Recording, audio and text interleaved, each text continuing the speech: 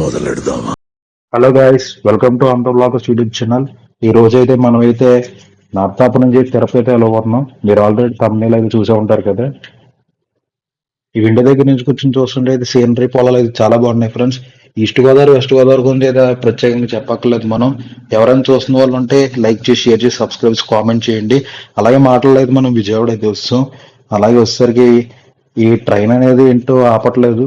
Platform ఇవ్వడానికి ముందు ఆపేవాడు, కాకపోతే ఆపలేదు. ఇప్పుడు గమ్మునైతే తీసుకొచ్చాడు మనల్ని ప్లాట్ఫామ్ దగ్గరికి. మన నర్సాపురంలో 4:15కి అయితే ఎక్కాం ట్రైన్. మనల్ని 7:30 కల్లా తీసుకొచ్చాడు. చాలా గమ్మునైతే తీసుకొచ్చాడు ఆన్ టైం అయితే. మనమైతే ప్లాట్ఫామ్ నెంబర్ 1కి అయితే వెళ్ళి స్టేషన్ బయటకి అయితే వెళ్ళాలి. అలాగే ప్లాట్ఫామ్ నెంబర్ 1కి అయితే వెళ్ళిపోయి బయటకి అయితే వచ్చేసాం. బయటకు వచ్చిన తర్వాత ఇక్కడ ఒక బొమ్మ ట్రైన్ ఉంటుంది. బొమ్మ ట్రైన్ నిజమైన ట్రైన్ అర్థమవుతుంది. అప్పుడు మనం అయితే లేట్ చేయకుండా బస్ స్టాండ్కి అయితే స్టార్ట్ అయిపోదాం. ఆటో ప్రిఫర్ చేయకుండా 800 మీటర్స్ నడుచుకుంటూ వెళ్ళిపోదాం అని చెప్పి నడుచుకుంటూ అయితే వెళ్ళిపోతున్నాం. ఒంట్లో ఉన్న ఫ్యాట్ అంతా జరుగుతుంది అని చెప్పి. అలాగే వచ్చేసరికి మనం బస్ స్టాండ్కి అయితే 800 మీటర్స్ రీచ్ అయిపోతాం.